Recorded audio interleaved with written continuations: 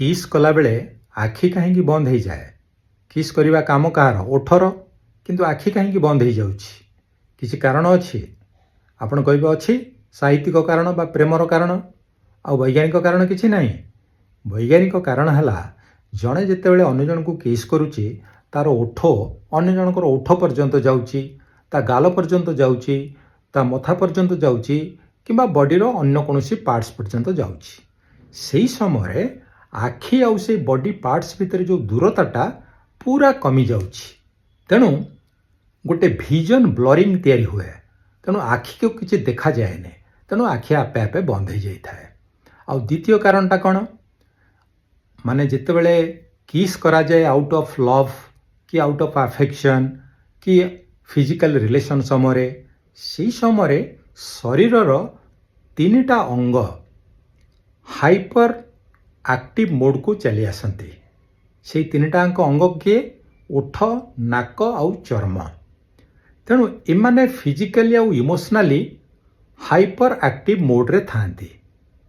ତେଣୁ ବ୍ରେନ୍ କହେ ଆଖିକୁ ଯେ ତମେ ବନ୍ଦ ହେଇଯା, ଅଦରୱାଇଜ ଏଇ 3ଟା ଯାଙ୍କ ଅଙ୍ଗ ଆକ୍ଟିଭ ମୋଡରୁ ପାସିଭ ମୋଡକୁ ପଳେଇ ଆସିବେ। So love intensity or the emotional intensity will not be experienced correctly. ବୁଝିଲେ ତ? ଆଉ କେଉଁ ସମୟରେ ଆଖି ବନ୍ଦ ହେଇଯାଇଥାଏ? ଆପଣଙ୍କର ଛୁଆବେଳର କଥା ମନେ ଅଛି? ଛୁଆବେଳେ ଆପଣ ସାହସିକତାର ଟେଷ୍ଟ ଖେଳ ଖେଳିଛନ୍ତି? ଖେଳିଥିବେ। ସେହି ସମୟରେ ଜଣେ ଅନ୍ୟ ଜଣେ ପିଲାକୁ କହେ ଯେ ତୁ ସାହସୀ ନା ଡରକୁରା? ସେ କହିବ ନାଇଁ ମୁଁ ସାହସୀ। ସେ କହିବ ହଉ ଟେଷ୍ଟ କରିବା। ସେ କହିବ ବଣକୁ ଯିବୁ, କୋଳି ଖାଇବୁ, ବାଘ ଆସିଲେ ଡରିବୁନି? ସେ ଯଦି କହିବ ନାଇଁ ମୁଁ ଡରିବିନି, ସେ କ'ଣ କରେ? ଫୁଙ୍କି ଦିଏ।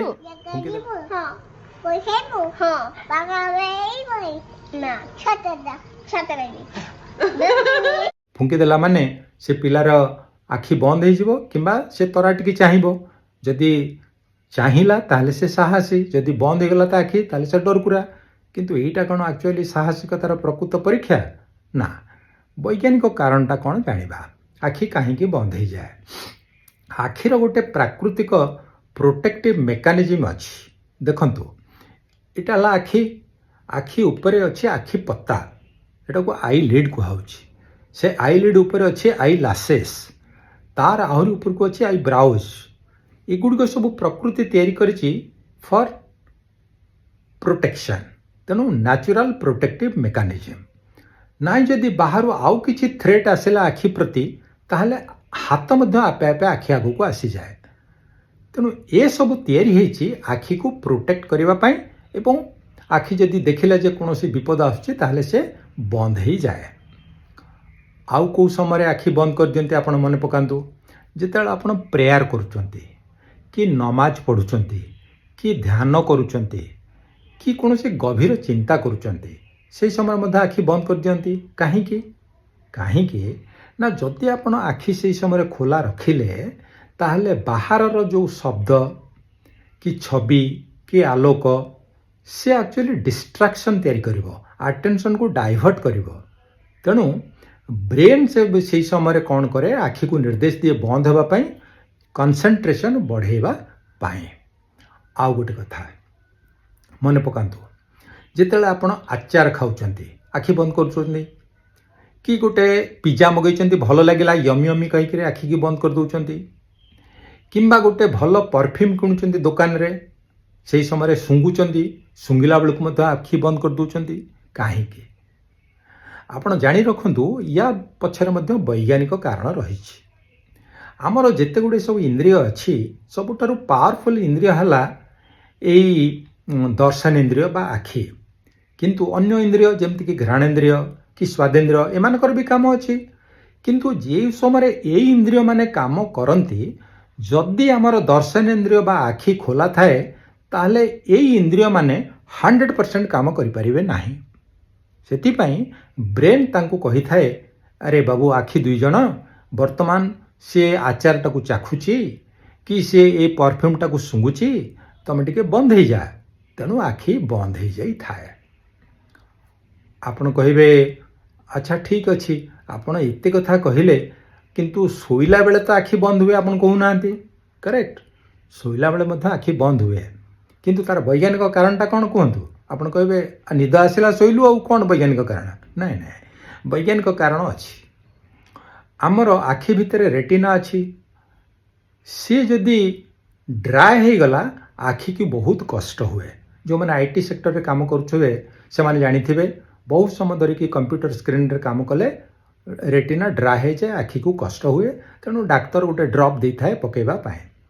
ଯଦି ଆପଣ ରାତିରେ 8 ଘଣ୍ଟା ଯାକ ଶୋଇଲା ବେଳେ ଆଖିଟାକୁ ଏମିତି ଖୋଲା କରିକି ଶୋଇବେ ତାହେଲେ ରେଟିନା ଡ୍ରାଏ ହେଇଯିବ, ଆଖି କଷ୍ଟ ହେବ, ତେଣୁ ଆଖି ବନ୍ଦ ହେଇଯାଇଥାଏ।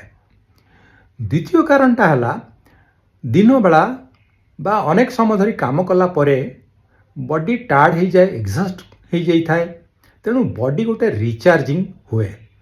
ତେଣୁ ଏଇ ଯେଉଁ ରିଚାର୍ଜିଂ ପିରିୟଡ଼ରେ ବ୍ରେନ୍ ଆଖିକୁ କହେ ଯେ ବଡି ବର୍ତ୍ତମାନ ରିଚାର୍ଜିଂ ମୋଡରେ ଅଛି, ତେଣୁ ୟୁ ଅଲସୋ ଟେକ୍ ରେଷ୍ଟ। ତେଣୁ ଆଖି ଶୋଇଲା ବେଳେ ବନ୍ଦ ହେଇଯାଇଥାଏ। ତ ଇଏ ତ ହେଲା ନିଦ୍ରାର କଥା। ଆଉ ଚିରନିଦ୍ରା ସମୟରେ ମଧ୍ୟ ଆଖି ବନ୍ଦ ହୁଏ ନା ନାହିଁ? ହେଇଯାଇଥାଏ। ତାର କିଛି ବୈଜ୍ଞାନିକ କାରଣ ଅଛି।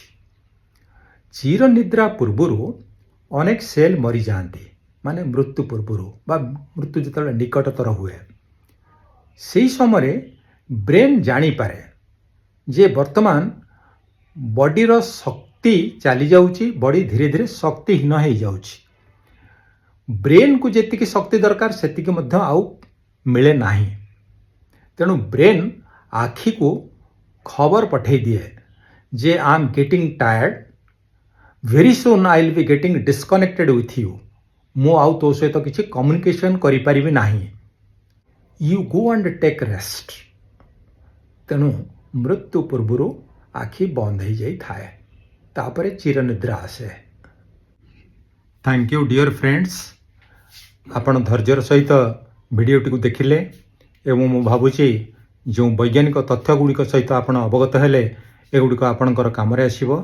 ଯଦି ଆପଣ ଭାବୁଛନ୍ତି ଏବଂ ଉଚିତ ମଣୁଛନ୍ତି ଯେ ଏସବୁ ତଥ୍ୟକୁ ଆପଣ ଅନ୍ୟମାନଙ୍କ ସହିତ ସେୟାର କରିବା ଦରକାର, ଆପଣ କରିପାରନ୍ତି। ପୁଣି ଦେଖାହେବ ଆପଣମାନଙ୍କ ସହିତ ଆଗାମୀ ଭିଡ଼ିଓରେ। ସେ ପର୍ଯ୍ୟନ୍ତ ବିଦାୟ ଦିଅନ୍ତୁ। ନମସ୍କାର।